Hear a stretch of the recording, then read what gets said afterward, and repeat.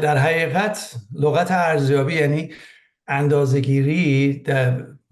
همه چیزی رو میتونیم اندازه‌گیری کنیم و ارزیابی کنیم. میخوایم ببینیم این ارزیابی و اندازه‌گیری چه تأثیری در خدمت ما داشته در عرض امسال و با این اندازه‌گیری ها ما چجوری میتونیم برنامه‌ریزی کنیم برای سال آینده. So the meaning of the word assessment is what are the results of measurement and evaluation in our service or ministry. You can measure everything, and our purpose here is to measure the effectiveness of our ministries. فکر کنید که موقعی که آدم روی کره ماه رفت با یه موشک، چجوری این رفت؟ یعنی آیا فکر میکنید که اگه اونو چجوری ارزیابی میکردن موقعی که میرفت و به هوا اگر به اندازه 1 درجه یا 1 اپسیلون از نظر با کامپیوتر چکش نمیکردن، این دوتا آدم یا هر چند تایی که فکر کنم بودن توی اون سفینه به ماه نمیرسیدن، میرفتن تو فضا گم میشدن. So what do you think about the assessment about sending man in the moon? How could man reach the moon with a rocket if they were not doing a calculation very precise by even millimeter and centimeter? These people who were in the rocket could not reach the moon.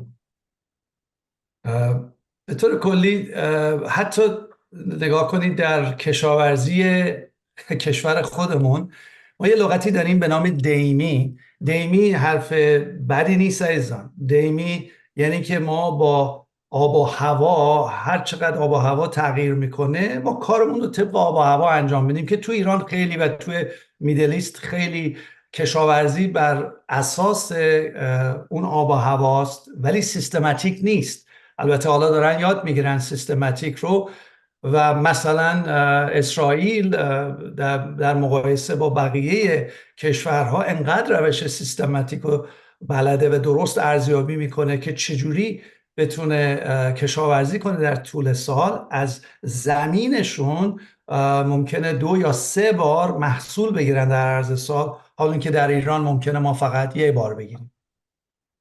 Even if we talk about agricultural things in Iranian agriculture, we have some sort of sowing the seeds that is like homebred, so you don't really have all the irrigation with water, but you just kind of forecast the weather, and according to the weather you sow the seeds and you can have a good crop. But for example, in Israel they do a much better job, and whereas in Iran if we can get only 1 crop in some seasons, in Israel they can get 3 crops, so they have a better way of assessing the situation for agricultural purposes. ما چه بخوایم موشک به آسمون بفرستیم، چه بخوایم کشاورزی کنیم، چه بخوایم باعث نجات مردم بشیم، چه بخوایم کشور ما عوض بشه، احتیاج داریم کار خودمون رو بسنجیم، اندازه‌گیری کنیم و ارزیابی کنیم. So no matter whether we want to send a rocket to the moon, or we want to do a very good agriculture, or we want to change our country, we have to do a good assessment of the situation and understand the needs. در حقیقت برای اینکه بخوایم این کار رو انجام بدیم، یعنی بگم مثلا ارزیابی چیه، باید اون 5 تا سوال که همیشه من میگم رو از خودمون بکنیم قبل از اینکه این مطلب رو باز کنیم. یه 5 تا سوال وجود داره. قبل از اینکه باز کنم فکر میکنید اون سوالا چیه؟ 5 تا سوال باید بکنیم راجع به ارزیابی. اون فکر کنید اون سوالا چیه؟ So before we talk about assessment, as I've told you before, there are 5 main questions about it. I'm not going to say it. Do you remember those questions? Can you tell me those questions? برای ارزیابی باید 5 تا سوال بکنیم تا ارزیابی رو بفهمیم. البته من زیاد خستتون نمی‌کنم، اجازه بدید فقط باهاتون شیر کنم. I'm not going to make you tired. I'm just going to share it with you.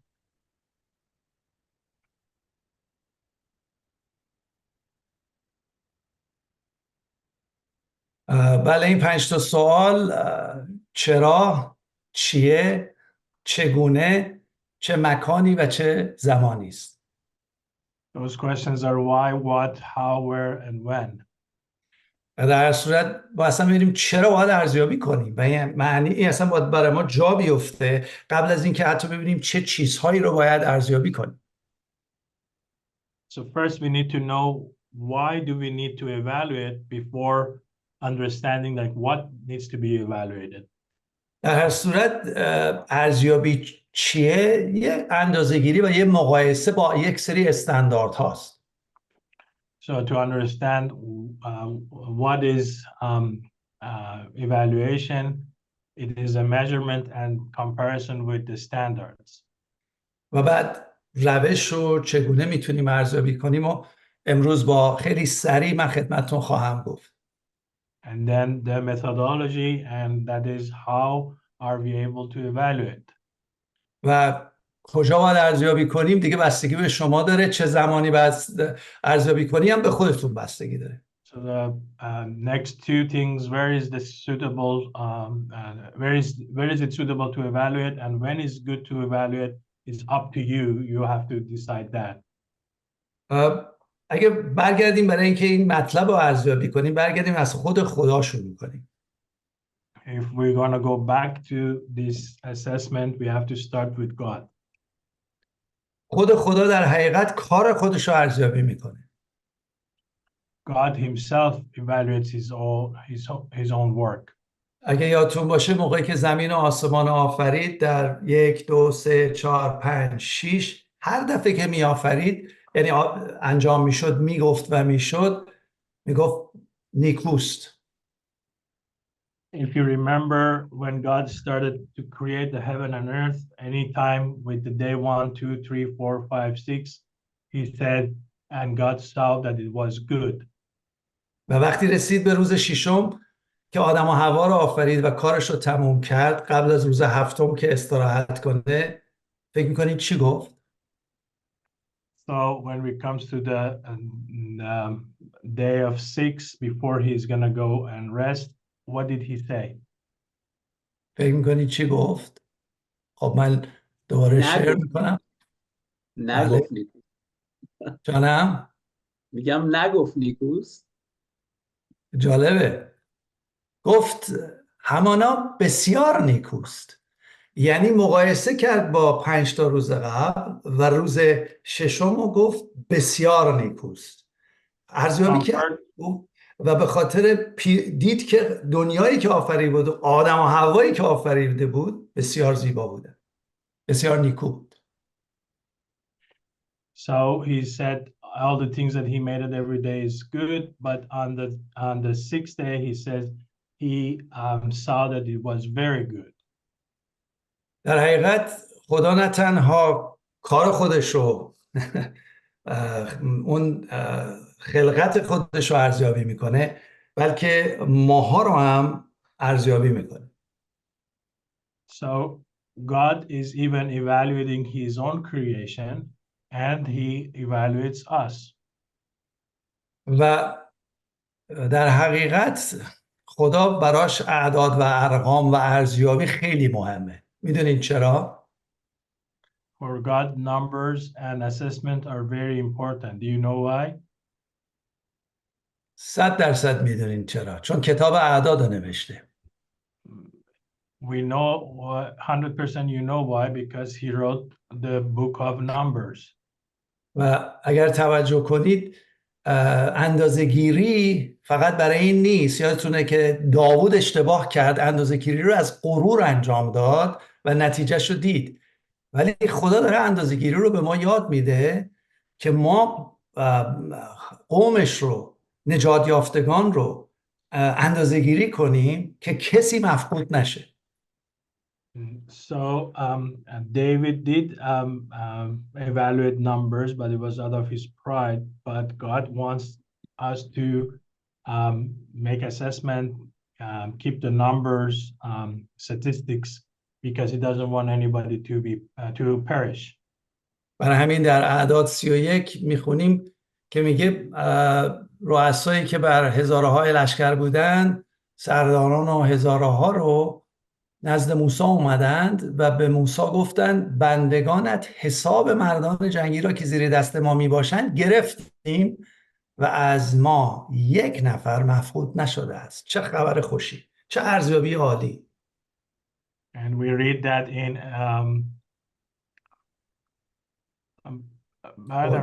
It's numbers. تو انگلیسی اکسودوس نوشتید. نه بله اشتباه نوشتم. Numbers. In Numbers 31, 48, 49, then the officers who were over the units of the army, the commanders of thousands and commanders of hundreds, went to Moses and said to him, your servants have counted the soldiers under our command and not one is missing. That's a wonderful news. Not even one was missing. So numbers matter. و خداوند توجه کنید، میخوام یه اسلاید دیگر رو ببینید. حتی در مکاشفه کلیسای افسوس همه کلیساها رو، هر 7 کلیسا رو اسس میکنه، ارزیابی میکنه، تمام نقاطشون رو بهشون میگه و جالبه که میگه اعمال تو رو میدونم، مشقتشو میدونه، صبرشو میدونه، تحملشو میدونه، ولی بعد دوباره مقایسه میکنه محبتشو، میگه ولی یه بحثی به تو دارم، محبت نخستین تو فراموش کردی. یعنی کاملا به کلیسا رو نگاه میکنه، تمام کارها و اعمالش رو میبینه، ارزیابی میکنه و با ما گزارش میده. We see that in Revelation as well. For example, with the church in Ephesus, God is watching the church, evaluating the church, and at the end is saying, you have forsaken the love that you had at first. So for God, it's very important to assess and evaluate church's performance. و همچنین خود شخصیت ما قابل اندازه‌گیری برای اوست و چه خوبه مثل داوود خودمون بریم حضور خداوند بگیم ای خدا منو تفتیش کن، منو ارزیابی کن، منو بشناس، که او میشناسه. منظور داوود اینه که منو ببین کجا وایسادم، میگه منو بیازما، ارزیابی کن، فکرای منو بدون و ببین که آیا در من راه فساد است و مرا به طریق جاودانی هدایت فرما. یعنی خود داوودیه و ما مثل داوود باید بریم بگیم خدا من ارزیابی کن، کلیساتو ارزیابی کن، کارامو ارزیابی کن. So we see David is doing the same in Psalms 139. David is saying, search me, test me. So it is important for us to go in front of God and ask God to evaluate us. و چقدر خوبه این کلامی که خدا به ما یاد میده، ما هر روز حتی ایمانمون رو امتحان کنیم، ببینیم کجا وایسادیم. میگه امتحان کنید خودت رو، بیازمایید که در ایمان هستیم یا نه. خیلی مهمه که حتی بدون شک، البته نمیخوایم شک کنیم، نمیخوایم خودمون رو محکوم کنیم. ارزیابی خوبه، ارزیابی مثبته که من ببینم در ایمان با خدا کجا وایسادم، این استانداردی که خدا گذاشته من کجا هستم، هر روز خودم رو چک کنم حتی راجع به ایمان و نجاتم. So it is wonderful that the Bible teaches us that we need to evaluate even our faith. In 2 Corinthians 13:5, we read that the Bible says you have to test yourself in your faith, see where you're standing with Christ. It is important for us to evaluate even our faith. اگه یادتون باشه توی وقتی که عیسی مسیح از مردگان برخاست و با شاگرداش در فصل 21 یوحنا ملاقات کرد، خیلی راحت دوباره رفت پتروس رو ارزیابی کرد. So if you remember, God is at the end, Jesus is going to even evaluate Peter. اگر یادتون باشه راجب محبتش به خودش، یعنی محبت پتروس به خودش، او رو سوال کرد، ازش سوال کرد، ارزیابی کرد. If you remember about the love of Peter for Jesus himself, Jesus is evaluating him and asking him question about it. و شما همتون وارد هستید. 3 بار سوال کرد، 3 بار بهش سوال داد. سوال اول عیسی مسیح با استاندارد بالا بود. آگاپه مرا دوست می‌داری؟ آیا مرا بدون قید و شرط دوست می‌داری؟ و پتروس گفت نه، من تو رو فیلئو دوست دارم، برادرانه دوست دارم. If you remember, Jesus' standard was very high. He asked if you love me with agape love, unconditional love, but Peter would answer, no, I love you with filial love, which is a brotherly love. دوباره بار دوم عیسی مسیح محکومش نکرد، بهش کار داد. Second time, Jesus did not condemn him, but gave him work. دوباره ازش سوال میکنه مرا باز آگاپه دوست داری؟ و پتروس باز دوباره جواب میده. یعنی اینجا هیچ محکومیتی نیست، ولی هی پتروس داره خودش رو چک میکنه، چون عیسی مسیح اول ازش پرسیده بود آیا تو مرا از اینها بیشتر دوست میداری؟ یعنی داره خیلی راحت میگه، چون پتروس گفته بود من تو رو خیلی دوست دارم قبل از اینکه بره او رو انکار کنه. گفت خیلی من تو رو دوست دارم، اگه همه بذارن برن من هستم. عیسی مسیح اومد ازش پرسید آیا تو مرا از اینها بیشتر دوست داری؟ باز دوباره استاندارد بالا رو دومو گفت آیا من آگاپه دوست داری؟ And if you remember, for the second time, Jesus is asking, is not condemning him, asking him with the agape love, do you love me? Because he claimed Peter beforehand that he loves Jesus more than any other apostles, and therefore God is asking with the same standard, but yet he answers with philo love. و بار سوم عیسی مسیح ارزیابی او رو و نتیجه گیری رو به خودش آورد کردش فیلئو. گفت اشکال نداره، اگه فیلئویی بازم قبولت دارم، بیا گوسفندان من رو غذا بده. And the third time Jesus brought his standard down and asked him with the love of brotherly love, philo, and said it's okay if you love me that much, come and feed my sheep. پس اینجور که میبینیم ارزیابی و اندازه‌گیری و چک کردن خودمون بد نیست، برای محکومیت نیست، بلکه تازه برای بناست که او بتونه از فیلئو به آگاپه حتی برسه که فکر کنم رسید، چون جانشو برای عیسی مسیح داد. So it is not bad to evaluate and assess. It's not about condemnation, but it is about showing the fact that even if you are really interested in being evaluated, and God can use that for your spiritual growth. And I think Peter did grow in his faith, and finally he gave even his heart for Christ, his life for Christ, which means he achieved the agape love. و تنها عزیزان مسئله نیست که ما شخصیتمون رو خداوند محبتمون رو ارزیابی کنه، بلکه حتی کار ما رو هم ارزیابی میکنه. داستان اون صاحب زمین یا صاحبکار یا رئیس که 3 غلامش رو میگیره و بهشون قنطارها و سکه ها میده رو فکر کنم همتون توی اتاق بلدید. It's not just our faith, but also our performances, our work as well. You guys all know about the parables of talents and how God gives that parable and giving all these talents to different people. که میگه که اون مرد غلامان خود را طلبید و اموال خود را به دیشان سپرد.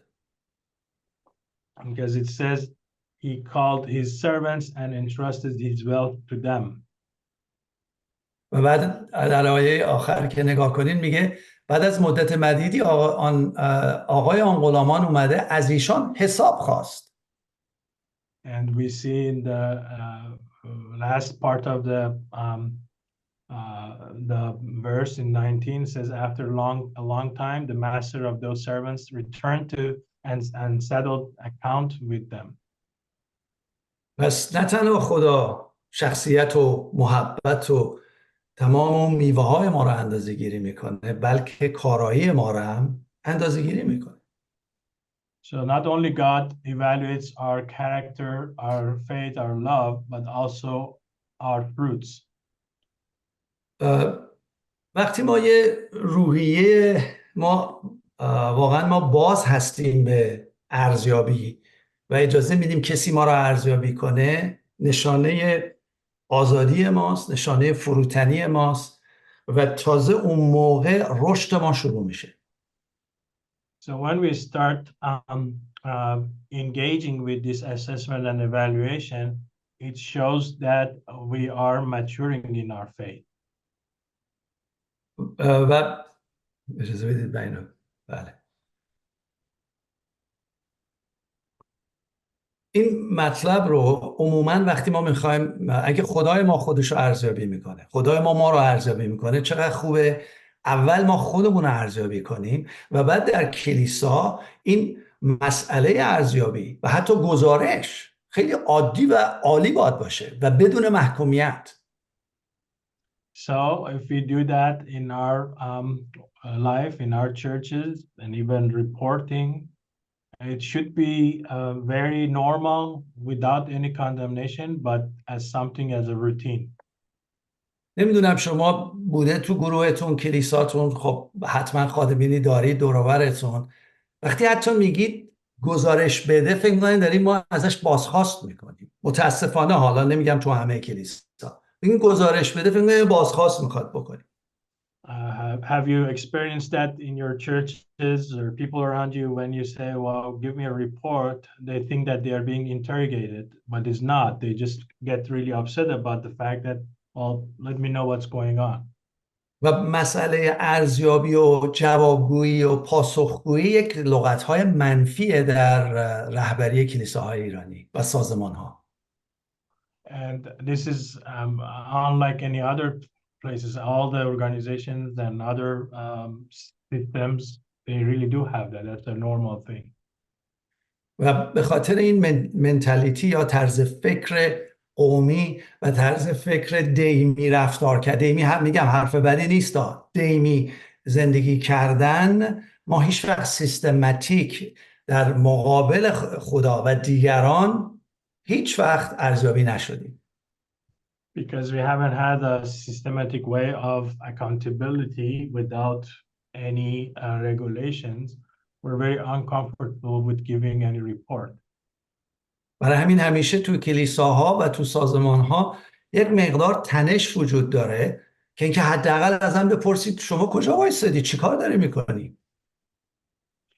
So without any kind of condemnation, it's good to ask, what are you doing right now?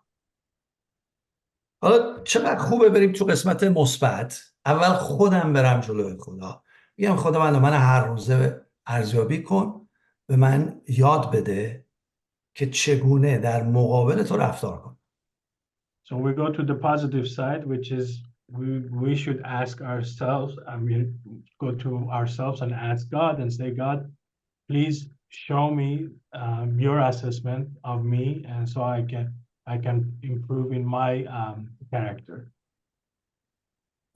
در حقیقت ارزیابی شخصیت خودمون اجازه بدید من برسم اونجا خوبه که اول در مقابل خدا و کلام خدا خودمون رو ارزیابی کنیم. شماره 1 To evaluating your character or personality, it's good for you to first go in front of the God and His Word and see what He says. و روح خدا حتما نشون خواهد داد. And the Spirit of God certainly would show that. چون قلب ما رو میبینه که جویا هستیم و میخواد ما رو رشد بده و به شباهت مسیح برسونه. Because he sees our heart that we are seeking him and he wants to help us to grow to become more like Christ.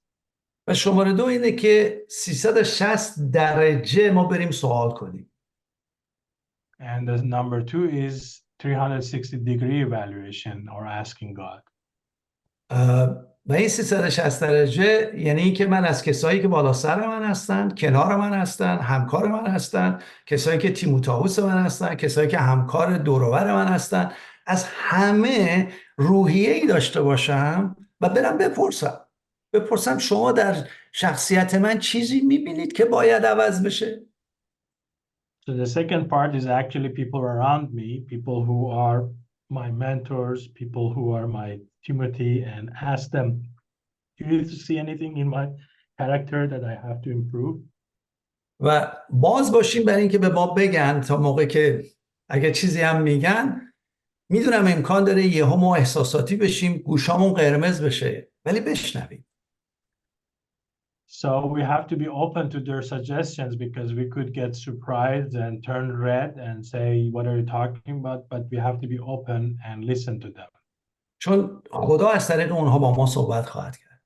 Because God will talk through them to us. حتی اگر یکی با نیت غلط و شیطانی حرف بزنه، خدا اون کار درستش رو به ما انتقال خواهد داد. Even if someone would give a suggestion with an evil mind, God will even use that for His glory. و بعد از اینکه این مجموعه رو جمع آوری کردیم، برای رشد شخصیتیمون که البته کلام و گفتار مردمه، که ببینیم کجا وایسادیم، بریم به یه مرحله بعدی، اون چیزی که شنیدیم و عمل کنیم. یعنی ارزیابی بدون عمل و بدون نتیجه گیری بیفایده است. اصلا خودمون احساس افسردگی خواهیم کرد. So after doing these steps, we have to go and set a goal for further transformation and see how we can evaluate it and do something that would be fruitful. خدمتمون هم باید ارزیابی کنیم. We have to also measure our ministry. هم کمیت هم کیفیت خدمت رو باید اندازه گیری کنیم. We have to measure both quality and quantity of our ministries. و بعد مقایسه کنیم به ماه‌های قبل یا سال‌های قبل. We have to compare them with previous months or previous years. که ببینیم آیا بالا رفته یا پایین اومده. We have to see whether we are growing or we are shrinking. و حتی منحنی بکشیم برای سال‌های مختلف. We have to also draw a graph and for different years and see how we are doing. که ببینیم سر این منحنی به طرف بالاست یا به طرف پایینه. We have to see whether this graph is going always towards higher or it's going down. چون باعث میشه استراتژی درست برای ماه آینده یا سال آینده داشته باشیم. Because the result would be having a better strategy or the correct strategy for the next months and years. و حتی آماده باشیم در این تصمیم گیری و استراتژی یه چیزایی هم یاد بگیریم، چون همه چیزو که نمیدونیم که. And we have to be ready to learn something in that strategy because we don't know everything. بله، ما هم کیفیت رو که همتون کیفیت رو گفتید و کمیت هم. آیا شما و یک شنبه اونایی که کلیسا دارید تعداد افرادی که میان کلیسا رو نمیشمرید؟ که میان، بعضی ها میگن اگه بشمریم بله، نباید بشمریم. آیا فکر نمی کنیم باید شما؟ فکر میکنم بله. So you talk a lot about quality. What about quantity? Don't you count the people who come to your church every Sunday? Some people say, well, that's really shameful. Why should we count them? But don't you think that's important? How many people are participating? در حقیقت دارید هم کیفیت و هم کمیت رو با هم بررسی میکنید، چون خداوند میگه برید کثیر و بارور شوید. So we are assessing both quality and quantity because God says go and be fruitful and multiply. شما حتما کسایی که سر کلاساتون شرکت میکنن و اندازه‌گیری میکنید. You of course assess and analyze those who come to your classes. شما دهیکاتون رو نمیشمرید؟ Are you not counting the tithes? بعضی وقتا میگن خب ما که کلیساهای ایرانی که 10 نمیدن، ما شروع کنیم بشمریم، بگیم خداوند برای هر $1 تشکر میکنم، خدا اضافه میکنه. Sometimes they say the Iranians don't give tithes anyways, but you have to count them and thank God for every dollar that comes. من پیشنهاد میکنم که مسئله کمیت و کیفیت، موقعی که میرسیم به کیفیت خیلی سخته بتونید اون رو اندازه‌گیری درست بکنید. My suggestion is that about quantity and quality is very hard to be assessed. چقدر خوبه که منتورها و خادمین نحوه ارزیابی حتی میوه ها، نحوه اندازه‌گیری خدمت افراد رو شما بشینید فکر کنید و بررسی کنید. So how wonderful it is that mentors and people that serve together evaluate what's happening in terms of quality with the service that is being done. و اون رو به خود اون اشخاص انتقال بدید، مثل عیسی مسیح، نه محکومشون کنید بلکه بناشون کنید. And also convey that evaluation to those people, not for condemnation, but like Jesus Christ, to build them up.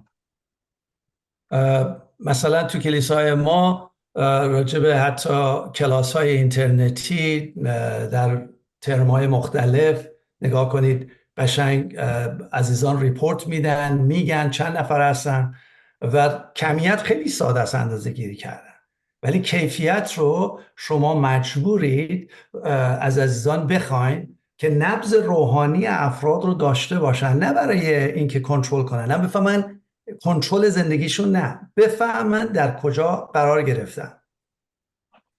So for example, in our online classes, we have this graph of statistics of the registered students, and it shows how many were registered, how many attended, how many served or give reports back.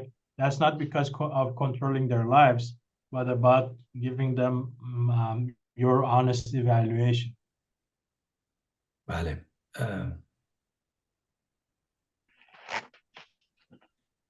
مثلا تو قسمت بشارت نوین یا کلینیک شفاآزادی ما حتی تعداد متقاضیان در سالهای مختلف رو بررسی کردیم، چند نفر تونستیم خدمتشون بکنیم، چند نفر میگیم وصل شدن، این تونستیم خدمتشون کنیم، نه اینکه بیان به کلیسای ما وصل بشن، این وصل شدن که این کار انجام بشه، تونستیم بهشون برسیم و چند نفر نتونستن، اصلا کنسل شدن، رفتن. چقدر خوبه هر سال مقایسه کنیم ببینیم آیا داره کارمون درست میره یا داریم دور یه بیابون خودمون میچرخیم.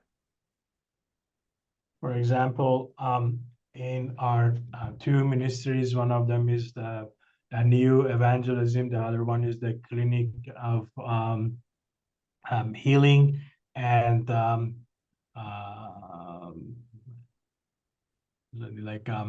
freedom. We are putting numbers and see how many people attended, how many people were requesting, what's happening with numbers. We have all that statistics.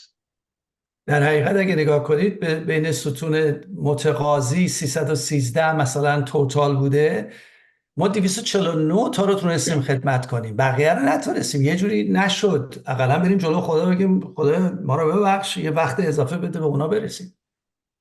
For example, if the people who requested were 319, we see that we were not able to serve all of them. At least we can go in front of the Lord and say, God, please forgive us that we were not able to take all of them.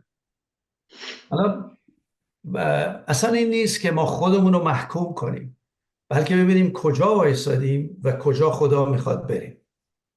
It's not about condemnation and guilty feeling about ourselves. It's about to see where we are and where God wants us to be.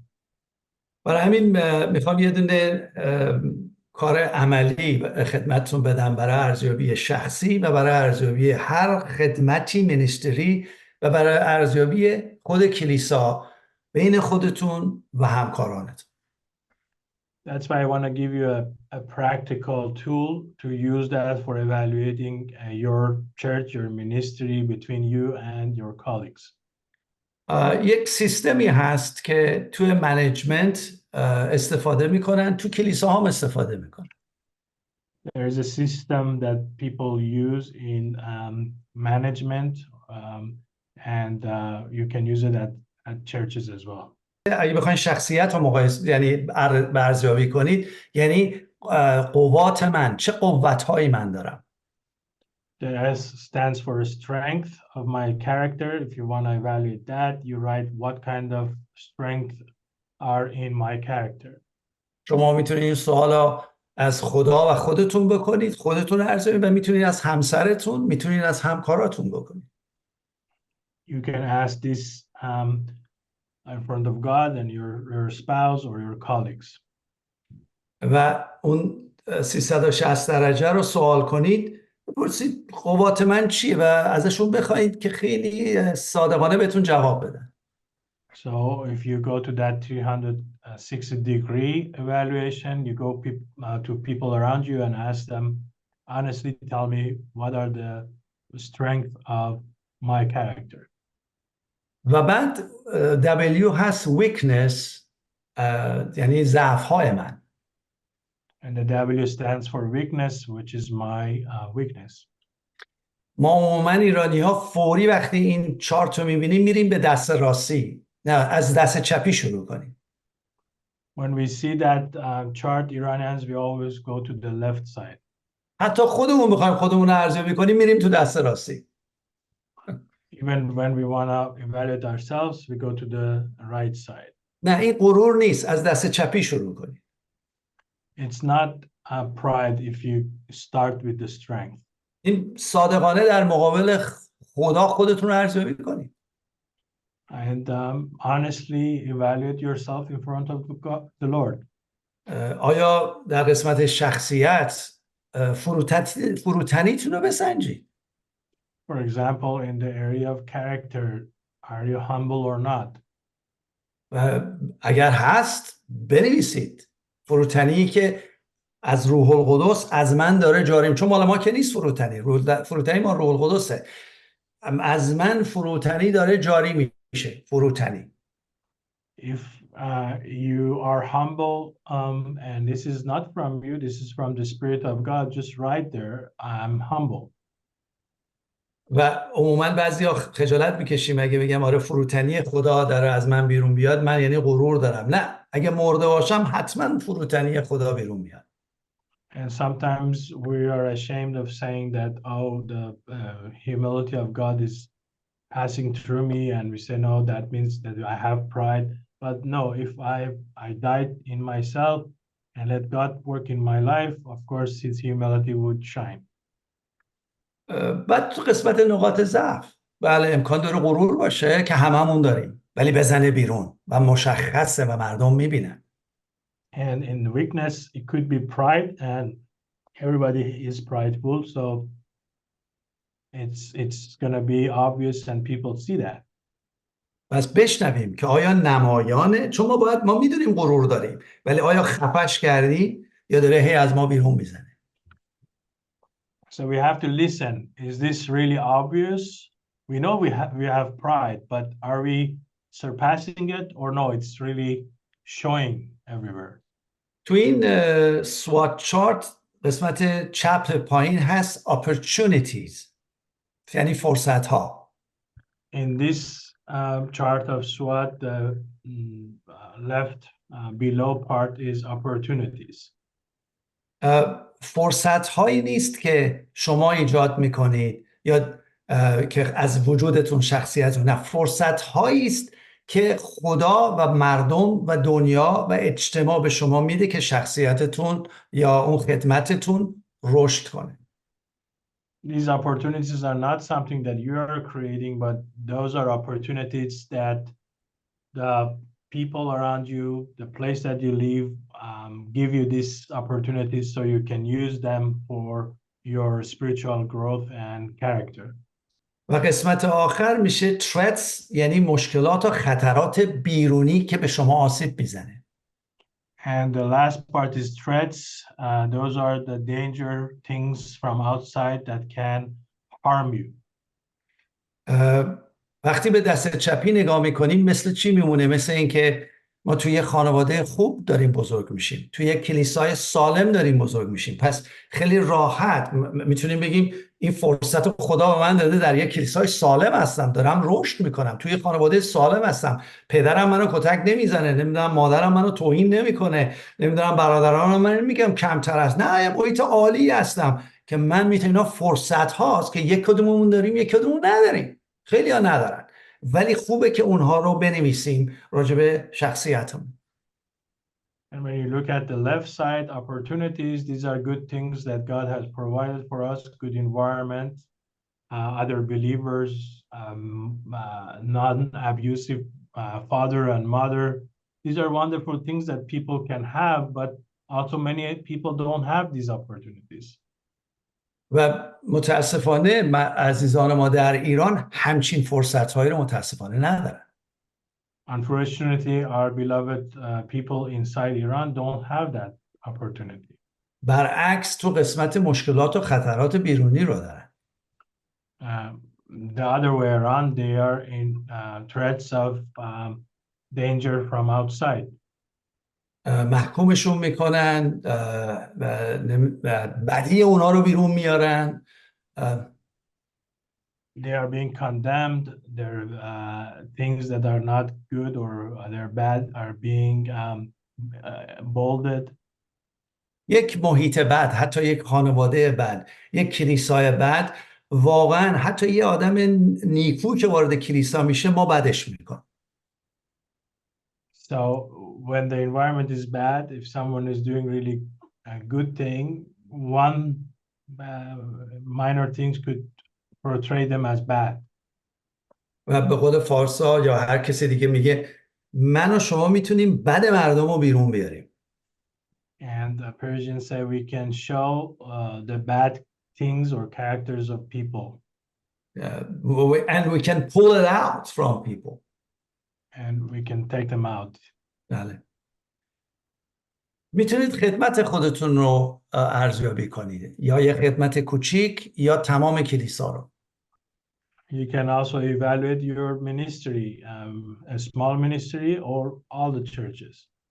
شخصیت گفتم 360 درجه خیلی خوبه که از همه هم بپرسید. تو مینیستری و خدمت هم عالیه که با همکارانتون این رو تکمیل کنید. About character, I said 360 degree, ask people around you. In ministry, it's good also to talk with your colleagues. قوتاتون رو بنویسید. Write down your strength. مثلا این کلیسای بشارتیه. For example, this church is a church that evangelizes. یا کلیسای تعلیمیه. Or is a teaching church. رسالتیه. Or is apostolic. غیره و غیره. Or so and so. نقاط ضعف کلیسا ممکنه باشه که تو کلیسا ممکنه حتی مشکلات و زنا باشه. Weaknesses of church are important too. For example, there could be some sexual immorality in the church. بی‌اطاعتی باشه. Or not obeying. امکان داره حتی از طرف شما در کلیسا فریسیگری و به قول معروف ملابازی باشه و کنترل باشه.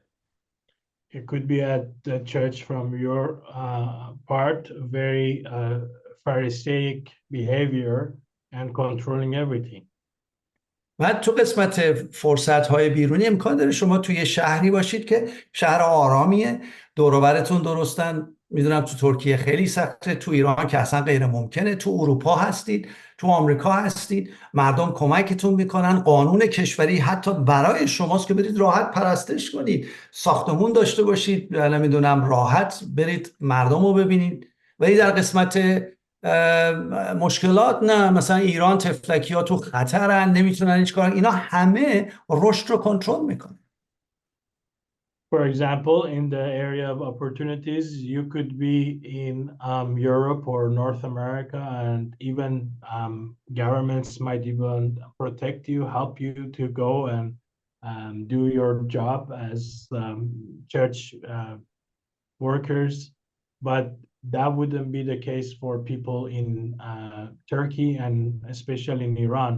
That's part of their weakness. They don't have any protection from the state for their activities.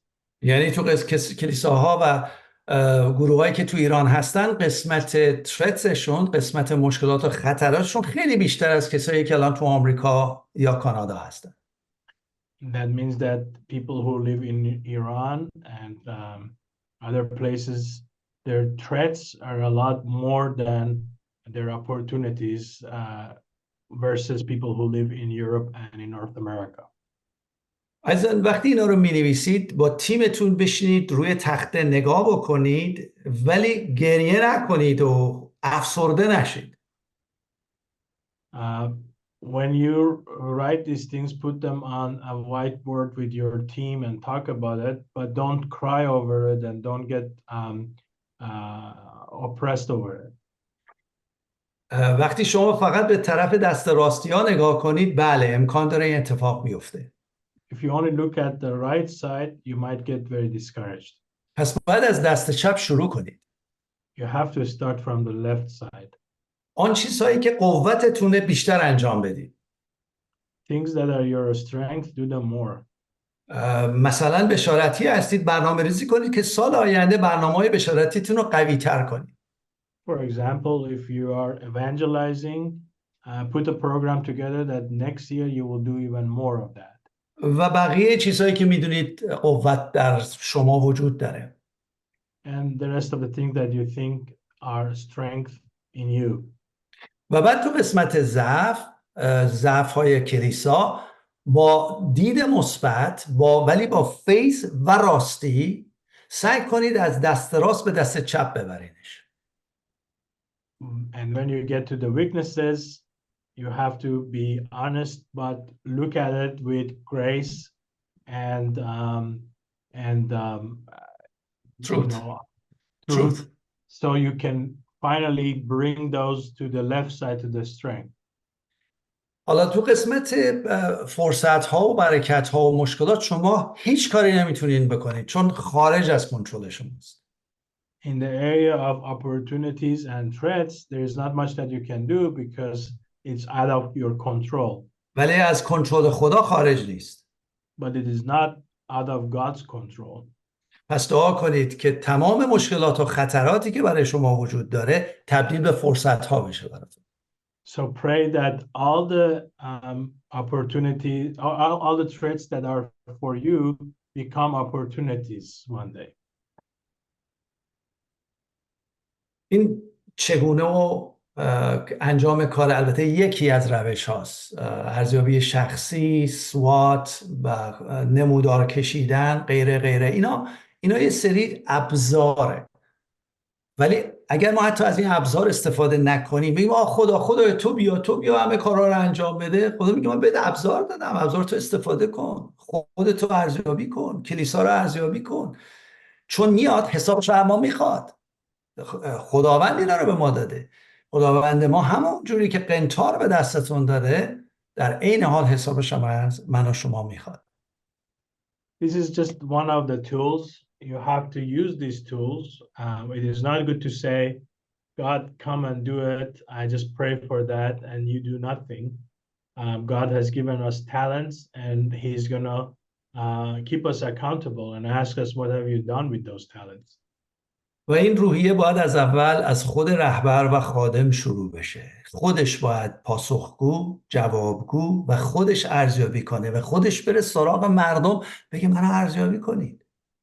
And this has to start from the leader himself or herself and evaluate himself and ask others to give them their feedback and has to start from that person.